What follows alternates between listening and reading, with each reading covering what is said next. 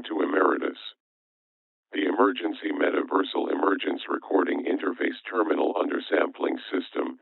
Today we have Item Hashtag SCP-100 Object Class Euclid Special Containment Procedures. SCP-100 is to have 6 guards patrolling the interior of the perimeter's fencing, and 2 guards dedicated to the monitoring of the interior and exterior of both warehouses and the residential building, with rotations to occur every 3 hours. Any unauthorized personnel found within SCP-100 are to be detained for questioning, prior to amnestic administration and release. 3 guards are to remain within the storefront of SCP-100, with rotations to occur every 8 hours. The storefront front entrance is to remain locked at all times, with keys provided to necessary personnel. Private property and no trespassing signs are to be posted on the front of the storefront to deter any drivers from stopping at SCP-100. Any constructs SCP-100-1 creates are to be removed from SCP-100 and melted down into slag, with the exception of SCP-100-2A and SCP-100-2B. Should SCP-100-1 become uncooperative, SCP-100-2A and SCP-100-2B may be removed from SCP-100 until the time that SCP-100-1 becomes cooperative again. The largest of the 2 warehouses within SCP-100 has been converted into a basic research facility. All objects created by SCP-100-1, excluding SCP-100-2A and SCP-100-2B, may be used for research purposes. Testing on SCP-100-1 itself may only be conducted with written permission from the acting head researcher. Description: SCP-100 is an abandoned scrapyard 80 kilometers from Redacted, South Carolina, known as Jamaican Joe's Junkyard, Jubilee. The scrapyard covers roughly 5,000 square meters of fenced-off land, consisting of 2 warehouses, a storefront, and a small residential building, as well as neglected land and land used for storage. SCP-100 holds roughly 1,500 vehicles, both pressed and unpressed, as well as roughly 1,400 kilograms of separate scrap, estimated to be worth $5,000, 3,870 euros. SCP-100's anomalous effect manifests through SCP-100-1 and its constructs, including SCP-100-2A and SCP-100-2B. Autonomy is lost when SCP-100-1 or one of its objects cross the fenced perimeter of SCP-100, remaining in this state until reintroduction. SCP-100-1 is an autonomous, sapient, humanoid construct consisting mostly of copper piping, uninsulated copper wiring, and aluminum cans. SCP-100-1 lacks the ability for written or verbal communication. However, it possesses the ability to communicate using rudimentary sign language. SCP-100-1 is largely uninterested in conversation outside of sales, and information gathered from it has been limited. SCP-100-1 appears to possess skill in craftsmanship, demonstrating the ability to operate tools such as arc welders, drills, and power saws, as well as heavy machinery such as car compressors and forklifts. SCP-100-1 possesses the ability to create autonomous constructs similar to itself, using material available within SCP-100. SCP-100-1 tends to create 4 specific animals: iguanas, crocodiles, turtles, and flamingos. However, SCP-100-1 has been known to craft other species, such as domestic pets. To maintain compliance, SCP-100-1 has been allowed to keep 2 objects, labeled SCP-100-2A and SCP-100-2B. SCP-100-2A and SCP-100-2B are constructs superficially resembling insects, assumed to be created by SCP-100, as they have occupied SCP-100 since the initial discovery of SCP-100. The names Raymond and Beatrice are welded into the backs of SCP-100-2A and SCP-100-2B, respectively. They appear to operate as both companions as well as guards for SCP-100, as they patrol the perimeter of SCP-100 except during intervals of interaction with SCP-100-1.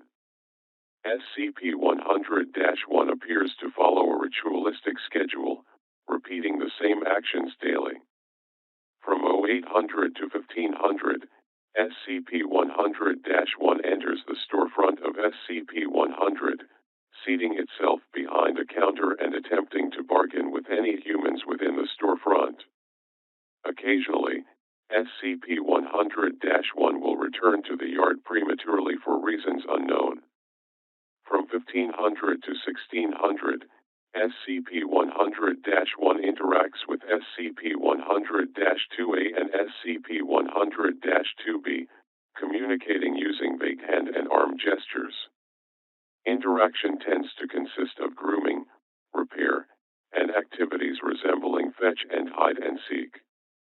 From 1600 to 2000, SCP-100-1 performs various tasks, including taking stock of material within SCP-100, cleaning and maintaining tools and heavy machinery, and cleaning the interiors and exteriors of buildings present within SCP-100. From 2000 to 0000, SCP-100-1 performs what is assumed to be leisurely acts, ranging from creating new constructs, interacting with SCP-100-2A and SCP-100-2B, and patrolling SCP-100. From 0000 to 0800, SCP-100-1 enters the residential building, where it remains seated at a desk for the duration of this time.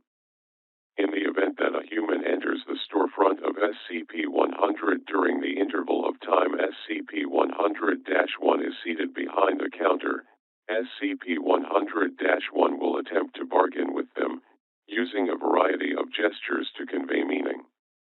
Most attempts by SCP-100-1 are to sell scrap, figures of its own creation, or repair services. However, it has been known to purchase scrap. Despite SCP-101's inability to read, it possesses the ability to perform basic mathematics, as demonstrated by sales. Sales made by SCP-100-1 are typically met with some degree of unfairness. SCP-100-1 has been known to intentionally use faulty scales and contaminate scrap piles with cheaper metals and has demonstrated knowledge of the area of effect within SCP-100, as SCP-100-1 has sold constructs repeatedly, despite the loss of autonomy when exiting SCP-100. Efforts to confront SCP-100-1 about this have been met with both distress and indifference, with referral to a sign posted on the wall reading "No refunds, MON," happening regardless of SCP-101's emotional response.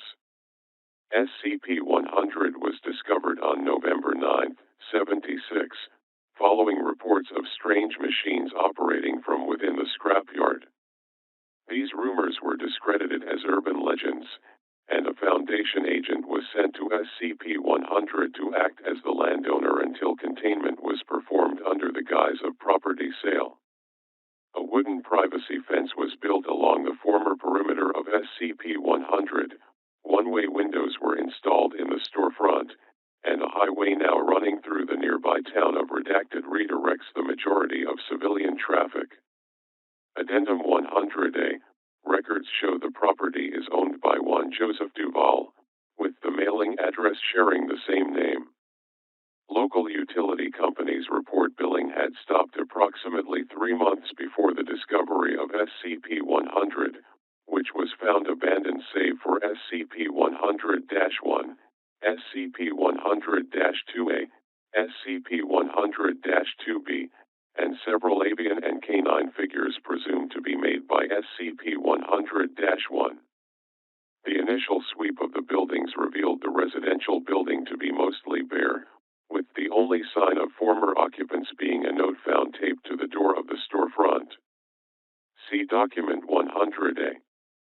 Incident 100A. On June 3, 05, SCP-100-1 created a humanoid, autonomous construct 10 centimeters in height, the first time SCP-100-1 has done so.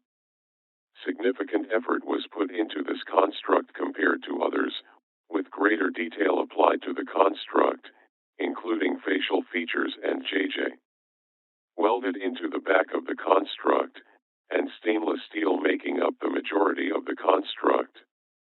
SCP-100-1 placed the construct on the counter of the storefront for the duration of this scheduled interval, both using vague gestures to seemingly communicate with one another. Following the confiscation of this construct, SCP-100-1 remains seated within the residential building of SCP-100 for a total of 10 days. Document 100A. The following is a copy of the note recovered upon discovery of SCP-100. Out to lunch. Please see Assistant J.J.